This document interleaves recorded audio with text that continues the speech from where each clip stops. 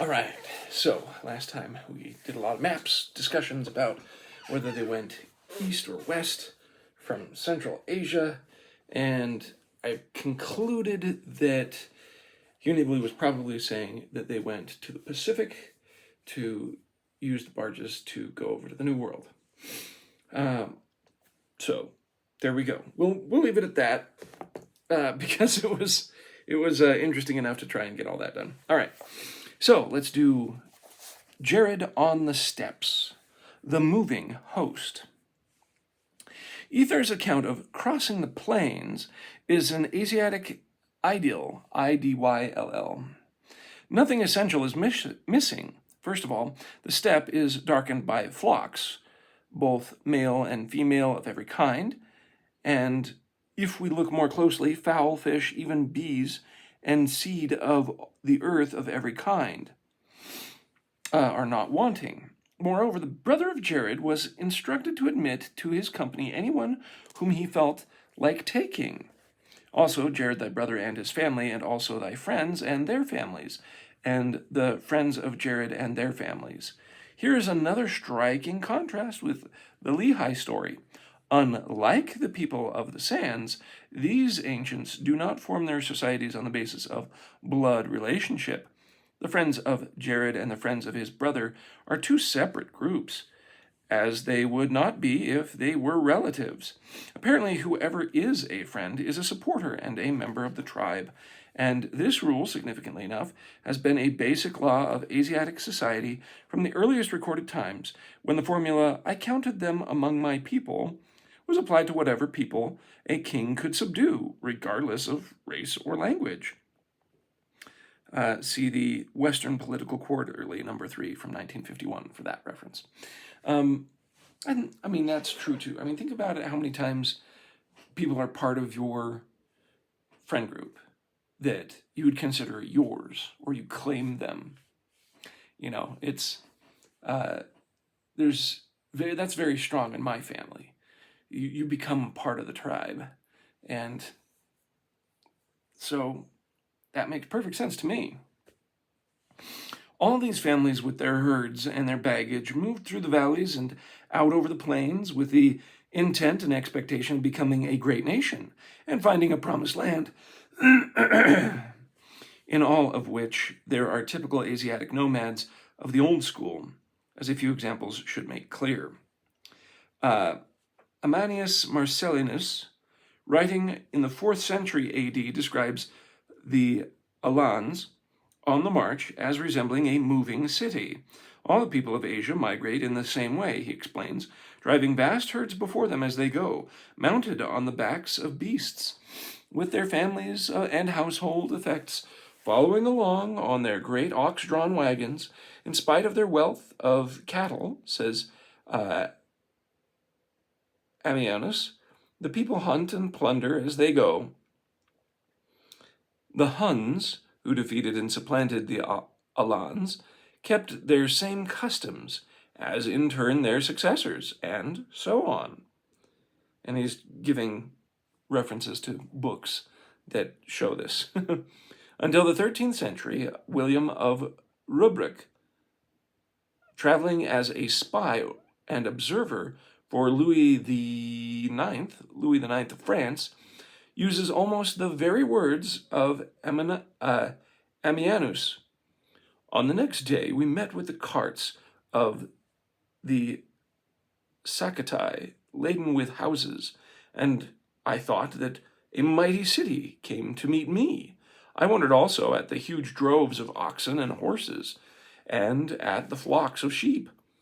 In the present century, Pompelli describes how 1,000 Kirghiz families descended from the passes round about, with their long camel trains, caparisoned and rich laden with nomadic wealth, and each caravan with its flocks of sheep and goats and herds of camels and cattle and horses. Note that the herds of all these people consist of every type of animal. To us, an almost inconceivable mix-up, flocks of every kind, says Ether, who seems to know what he is talking about. If you want to move backward in the time scale, you will find at an age far more remote from Ammianus that he is from that, let me reread that. If you want to move backward in the time scale, you will find at an age far more remote from Ammianus than he is from our own, the annals of the Assyrian kings, swarming with the same huge herds of cattle, sheep, horses, camels, and human beings, all mixed up together and moving across the plains, either as prisoners of mighty conquerors or as seekers after escape and security in some promised land. It is a touching and tragic picture of the wandering tribes ever seeking for new homelands, promised lands, where they might settle and become mighty nations. Almost without almost without exception, these people, however terrible they may appear to us or to the weaker tribes that lay in their way, were actually refugees who had been driven from their native farms and pastures by the pressures of still other tribes who in the end had been forced to move by the common necessity with which the weather imposes from the time to time on the users of marginal and submarginal grasslands. And, to kind of skip ahead in this thinking, Native Americans, for the longest time, long before any colonists ever arrived, had these intertribal warfares, and it's basically for the same reasons. One tribe would go over and take over another area because, well, they needed better hunting land and they were not surviving. And they would fight to the death for it because, well, you either can die by starvation or die by being a strong warrior in hopes of having a better, prosperous area that you get to take over, followed by which those people who are ousted, well, they need their own lands, and so they will fight for it if they need to because they need to survive. And so it's kind of a domino reaction. And so, the bill of goods that we were sold in the 90s of the peaceful and generous Native Americans, like, I get it, but that's been throughout time, conquerors conquering the weaker nation after they get over the whole, they're so much lesser than us and we can easily take over them or we can help them or whatever their motivation is. They'll often sit there and say, oh yes, but they were so peaceful. And it's like, really? Really? If you look at the history, the natives of America were using the European colonists as not only bargaining chips to better technology, but they were also using them as, hey, let's stick you in front of our wars so that we can take over. Or, hey, let's flock to these European guys and ask for their protection. Or we were basically used as pawns in their wars, and they were used as pawns in our wars. But overall, the different ways of life meant one way that it was going to end up. Here you have the tribes of the Americas. Well, let's focus on North America, because Thomas Sowell goes into this in Conquests and Conquerors. But ultimately, because it's not uniform. It wasn't this uniform, we hate people and we're just going to conquer them. No, that's actually not the case. Most of the time it was met with general respect. But the problem is that the way of life was just vastly different. Europeans come, they settle down, they take over land. Why? Because they are agrarian. They sit down and plant farms and raise herds in one spot. Whereas the Native Americans, even though they may have areas where they plant, or areas where they gather, or areas where they hunt, it wasn't as permanent, and it wasn't as long-lasting. And because they weren't richly growing in one specific area, that meant that whenever anyone came in, plopped down, and started farming, that was less land for their hunting grounds to be, basically. Because you'd need a huge amount of land to have your herds that you would hunt from subsist and grow. And if that was taken away or pushed out, or the animals were pushed out, it was just a totally separate way of life. And that's what, there's so many factors. So it's not easy to sit there and say, well, it was just this one thing. Well, no, there's European diseases, but there's a few diseases that were brought back to Europe by conquests, see the stuff that happened with the Spanish conquistadors that went down south. And then there's the difference in technology. There's just the difference in way of how life was done. And there was a lot of assimilation as well. There's obviously, everyone loves to focus on Native Americans being forced into assimilation because there's a lot of horror and tragedy in that. But there was also a lot of self-assimilation. The self-adoption of ways of life of the Europeans that were coming in, or the self-adoption of just becoming a part of the system that was there, or intermarrying, or whatever else. There's intermarrying both ways, whether it was mountain men going out into the wilderness, or whether it was natives marrying into civilization. It happened. And so how much? I haven't dived into that. So there's just, it's always so messy, but everyone wants to simplify it to conquerors bad, natives good. And it's like, no. I mean, take a look at Around the World in 80 Days, the original book by Jules Verne. This was the time when it was like England was really rising to power and was conqueror of so many different lands. And the whole book by Jules Verne, Around the World in 80 Days, was the idea that the world has gotten a lot smaller because of technology. And even in that book, as Phineas Fogg goes to India, he specifically stops a funeral procession because they were going to kill the young bride of some, oh God, what's the name of it? It's not sheik. It's whatever their kind of sub-rulers or rulers were in India. Because there was a practice that was banned by the British Empire of, you don't make human sacrifice of people just because their husbands die. It's like, oh, let's see here. You as some 50-year-old governor of a province dies, so your young bride of 20 or 30, oh, she's got to go. No, she just gets killed right beside you. Why? There's no good purpose for that. So the British banned it, and in this book, he specifically stops it from happening. And you sit there and go, okay, yeah, you criticize our culture all you want. Please do. I think that's a good thing. But at the same time, you can't sit there and with a blind eye, say everyone before us was innocent, beautiful, and wonderful, but we're the horrible ones, and so we're the ones in charge.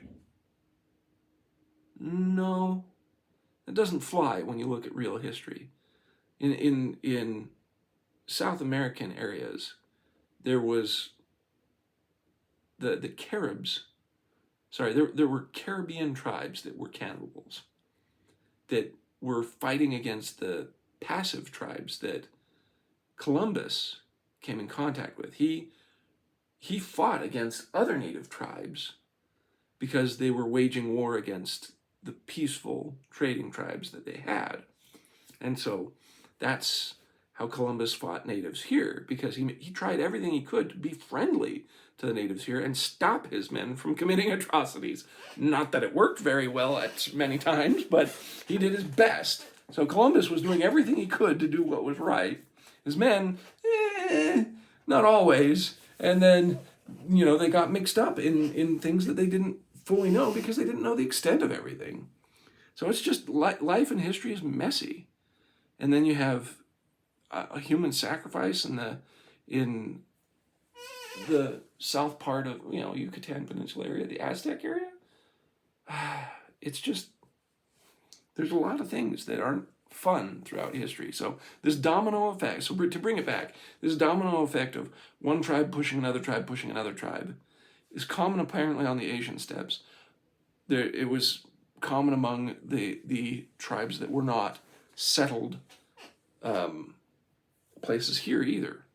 And so to sit there and say this one area was owned by these tribes, well, before them, what tribes were there? It's just like, it's it's whoever was last there when we finally had recorded history, or before we pushed them out ourselves as America expanded. It's, but who owned the land before that tribe? Well, no one remembers because they were conquered.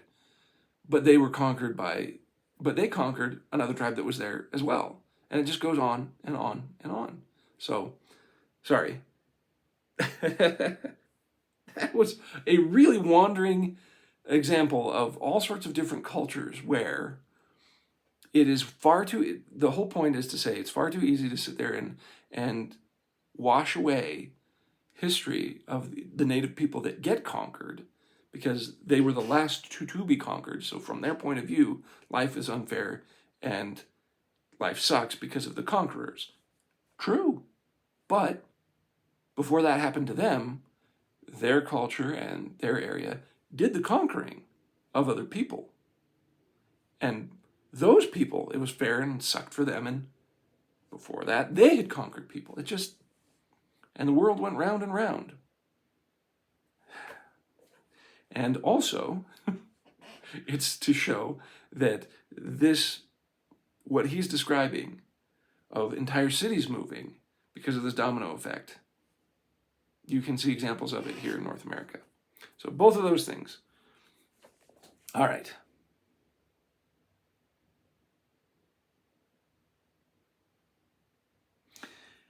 The weather imposes from time to time on the users of marginal and submarginal grasslands.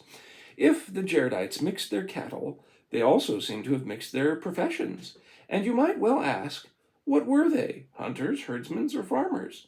You might ask the same of any normal Asiatic society and get the same answer. They are all three. McGovern repeatedly points out that the tribes of the steppes have at all times been hunters, herdsmen, and farmers all at once. And he cites the book that he's talking about.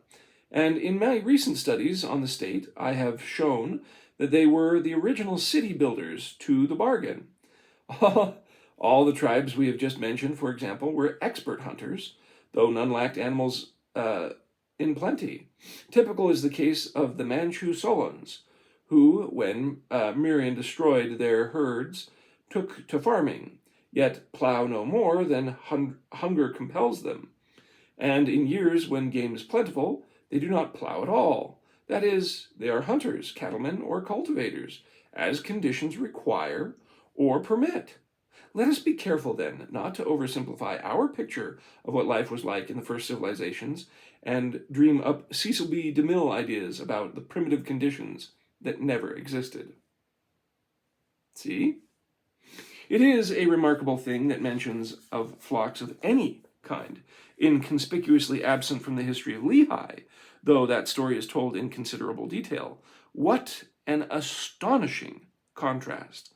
The one group hastening away from Jerusalem in secrecy to live a life of hunting and hiding in the desert and almost dying of starvation, and the other accepting volunteers, as it were, from all sides, moving out in a sort of massive front, driving innumerable beasts before them and carrying everything from libraries to hives of bees and tanks of fish.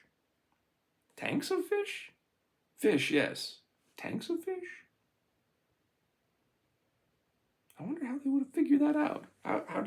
How do the ancient peoples move fish? I can see dead fish. I can see them bringing them either dried or in baskets or other things, but would they keep live fish in specially woven baskets? Interesting. It would be hard to conceive of two more diametrically opposed types of migration, yet each fits perfectly with customs and usages recorded throughout history for the part of the world to which the Book of Mormon assigns it. But how could the Jaredites have carried all that stuff with them? The same way other Asiatics have always done, in wagons. And such wagons, measuring once the breadth between the wheel ruts of one of their 20 feet, one of their carts, William Rubrick reports, I found it to be 20 feet over. I counted 22 oxen in one team drawing a house upon a cart. The axle tree of the cart was of huge size. like the mast of a ship. Wow. I did not realize how big those could be.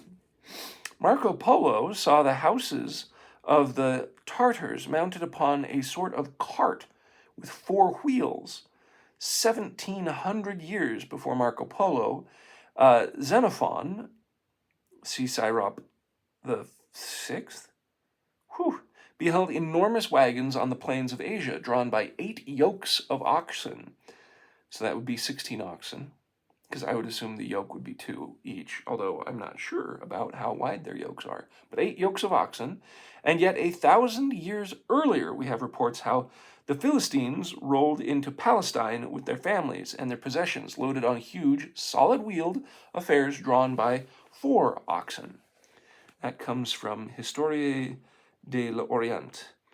To this day, the archaic type of wagon has survived in the immense ceremonial wagons of India and huge cars in which the plainsmen, as the buryats, carry their gods across the steppes. But can we say the wagon is possibly as old as the Jaredites? In all probability, it is. We now have a few samples of such high antiquity as to come within hailing distance of the flood itself. And these vehicles have already acquired the form and perfection which they are to keep without major alteration for thousands of years to come. The teams and wagons from the royal tombs at Ur, the El Agar chariot found in 1937, the Kafage car, prehistoric wagon tracks everywhere, all point to the great antiquity and Central Asiatic origin of the wagon. The last named vehicle, dating from the 4th millennium BC, was horse-drawn and justifies Gertrude Hermes in her conclusion that the horse was not only known but actually used, at least in some places, as draft animal with war chariots at a surprising early date. Any information in there? I was looking at Gertrude Hermes and Anthropos book. No, it's just the information about the book. H.G. Wells once wrote a vivid description of how a primitive man swinging from a branch one day landed to his surprise on the back of a grazing horse that happened to walk under his tree. Such an event, he believes, would account most logically for the discovery of the art of riding. Perhaps it would, but that is not the way it happened, according to the present-day consensus, which is that driving everywhere preceded riding. Nay, McGovern tells how at a relatively recent date the Scythians and Samaritans hit upon the brilliant and original notion of mounting the animal they had long been accustomed to drive. It is generally agreed that ox-drawn vehicles were older than horse-drawn, but both go back to the 4th millennium BC, and though it would have been possible for the Jaredites to go afoot, as the Mongols themselves did as late as the 6th century BC, it would not have been possible for them in such circumstances to have carried bird cages, beehives, and tanks of fish with them. There is not the slightest objection to their avoidance, especially since DSRT, dessert, also means red, a word peculiarly applicable to bees. If the Egyptians were reluctant to draw the picture of the bee for superstitious reasons, they would certainly hesitate to pronounce its true name, as meaning red. The word could be safely uttered, but never as meaning bee. A familiar parallel immediately comes to mind. To this day, no one knows how the Hebrew name of God Yahweh is to be pronounced, because no good Jew would dare pronounce it, even if he knew.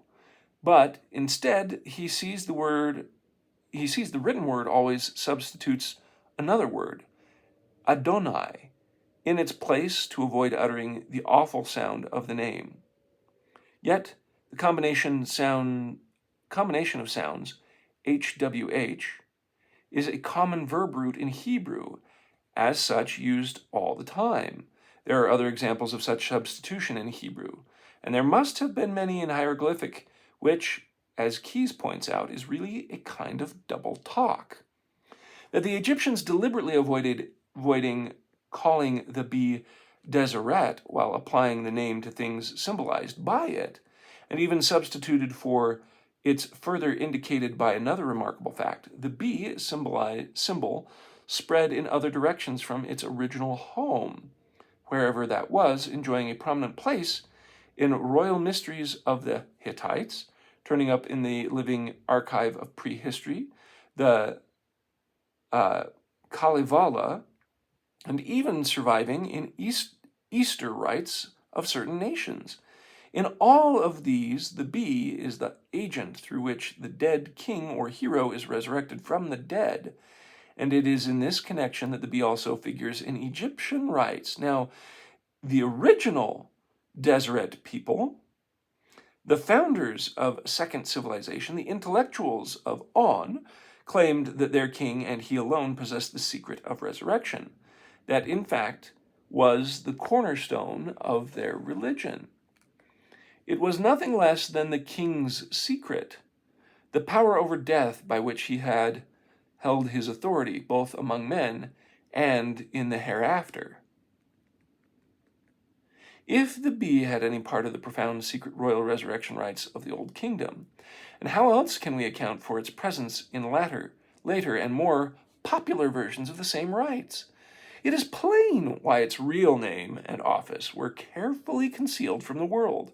Furthermore, that this deseret crown is the bee crown is, I believe, clearly indicated by the most prominent feature of the crown, namely the long antenna that protrudes from the base of it.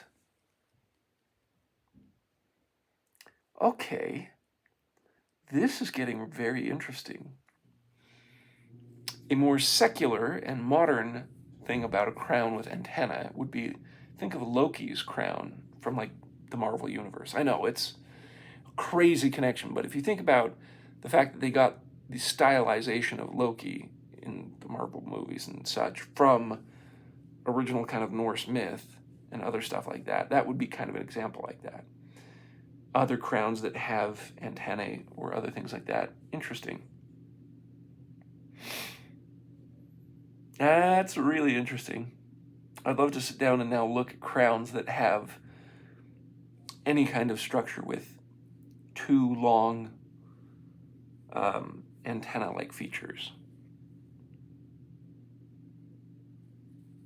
The bee crown is, I believe, indicated in the most prominent feature of the crown, long antenna, that protrudes from the base of it, and which in the oldest drawings is not elaborately curled, as later, but exactly resembles the extremely long and prominent antenna of the earliest hieroglyphic bees.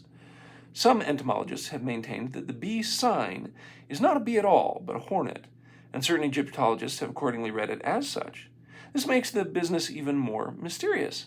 However, since it leaves the honey-loving Egyptians without a word for bee, indicating a perfect censorship of the name, I'm personally persuaded that the archaic and ritual designation of the bee was deseret, a word of power, too sacred to be entrusted to the vulgar, being one of the keys of the king's secret. In certain editions of the Book of Mormon, though, not the first, the word deseret is capitalized, for which the editors have recognized that it is really a title, which, by interpretation, is a honeybee, as distinct from the swarms of bees which also went along. In that case, one might be justified, though we will not insist on it, in seeing deseret the national symbol, or as were the totem of Jared's people, since the author of our record seems to attach unusual importance to it, though through the prehistoric haze we seem dimly to descry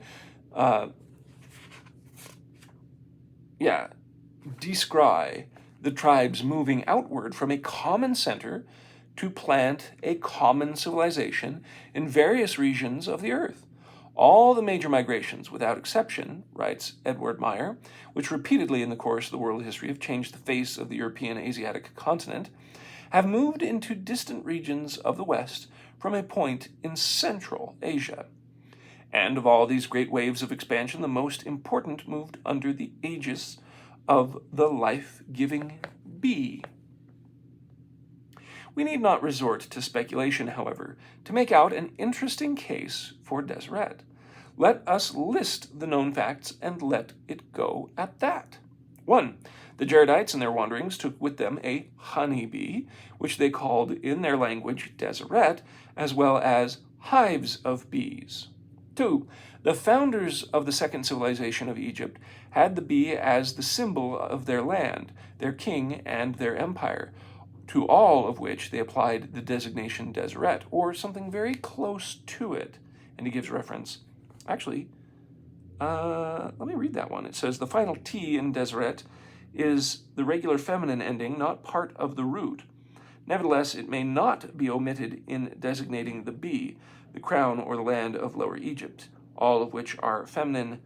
The S is heavy sound, usually shown by the special character being nearer to our SH than S, so it would be Deseret, is what I'm thinking he's alluding to.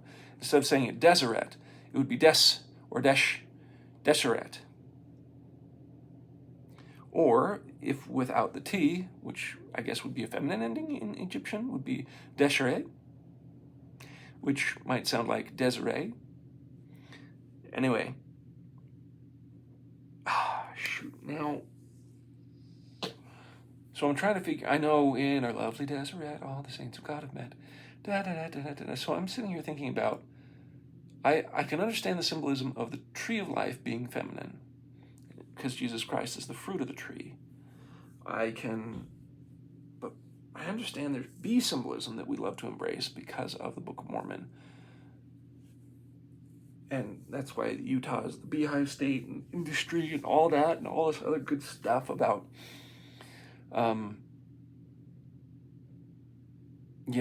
but I'm trying to figure out whether the bee is supposed to be a symbol of Christ, because they're talking about the bee being to me, from what I just read, here's what I'm getting. I'm getting the idea that the symbol of the bee is because whatever word was used for their god was so sacred that they didn't want to profane it. So they used the symbol of a bee to represent what the word should be. And because he's the one who can do resurrection, which screams to me Jesus Christ. And so where does the bee come in? Well, it's to cover the name of Jesus Christ, but in that same way, there's all sorts of symbology that will come out of that. So that's what I'm getting so far. I don't know how correct I am in those assumptions, but we can see that he's in the middle of the list, so let me continue that. All right, so 3, though they never called the bee itself DSRT, Deseret, or Desert, the sign, which is often, for superstitious reasons, written in its place, is so designated. So this is a similar thing to the tetragram for Jehovah's name, which a lot of people will pronounce Yahweh, which I'm sure we're getting wrong, which is YHWH, which is 4 symbols with 2 of those symbols repeated, which is an important thing. Deseret, though, is all individual. But anyway. And 4, the bee sign was always regarded by the Egyptians as very sacred, as determinative, says Seth, in its, which is an author, I'm sure. It is significant to note that it is always placed before any of the others. And he quotes his book. As is well known, such priority is the prerogative of the holiest objects only in the writing of hieroglyphic. Its extreme sacredness and its role in top secret ritual amply explain, nay, all but demand, that suppression of its true name in the reading of text. To come down to modern times, it is, to say the least, a very picturesque coincidence that when the Lord's people migrated to a promised land in these latter days, they called that land Deseret, and took for the symbol of their society and their government the honeybee. The Book of Ether is, of course, directly responsible for this, but it is hard to see how the book can have produced such a striking repetition of history without itself having a real historical basis. When a historical record of any period names persons and institutions that actually existed, it is always assumed that the record, insofar as those things are concerned, has authentic ties with the past. Both Deseret and the honeybee seem quite at home in the twilight world of prehistory, alternately concealing and explaining each other, but never very far apart. The numerous ties and parallels that in the end must clear up the matter still await investigation. Suffice it for the present to show that such evidence does exist. As a naturalist, you will no doubt protest at this point that the bee was unknown in ancient America, having first been introduced into the New World by the white man in the 17th century. There are 7 references to bees or honey in the Book of Mormon, and without exception, they all belong to the Old World. Lehi's wanderers starved for sweets, gloried as Arabs always do in the discovery of honey, but that was in Arabia. The Jaredites carried hives of bees from Babel into the wilderness for a journey of many years, but there's no mention of bees in the cargo of their ships. See Ether 5, verse 4. A significant omission, since our author elsewhere goes out of his way to mention them. The survival of the word bee in the New World, after bees themselves have been left behind, is a phenomenon having many parallels in the history of language, but the Book of Mormon nowhere mentions bees or honey as existing in the Western Hemisphere. Next is early Asiatic and Jaredite civilization, a general view. Let me see how far this is, because that might be. May want to break it up to be a little smaller. Yeah, we'll leave that for another day. Now it makes me want to remember stories in the Bible about bees and priestesses and bees, because if I wonder in the Mr. D. John Butler, I'm trying to sit there and remember. He was mentioning different symbols for women, and one of them being bee and under a tree and a woman there. Oh God. With no servant there. The tree which is precious above all. Woe unto them that put darkness grafted into the mother tree in the language of Adam. Which chapter is that going to be under? Let's try 206. Because I think they were talking about Deborah. And this is why I want to.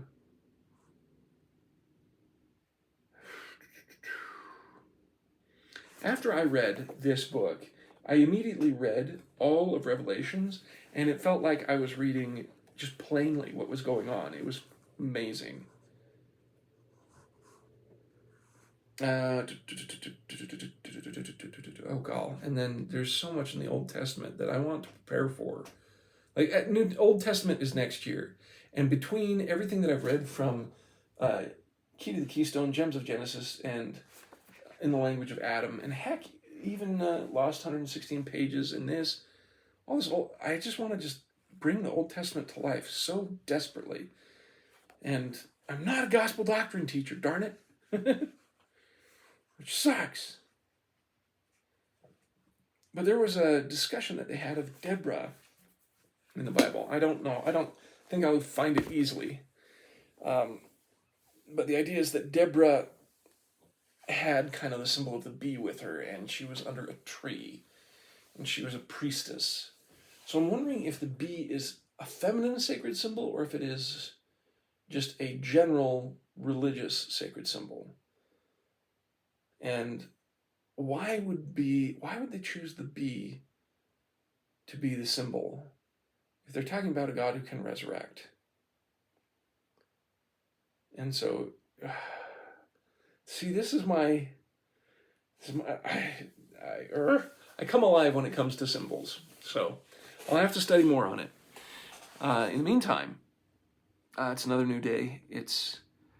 We're getting close to Thanksgiving, and I hope you're giving thanks each day for all the things that God gives you.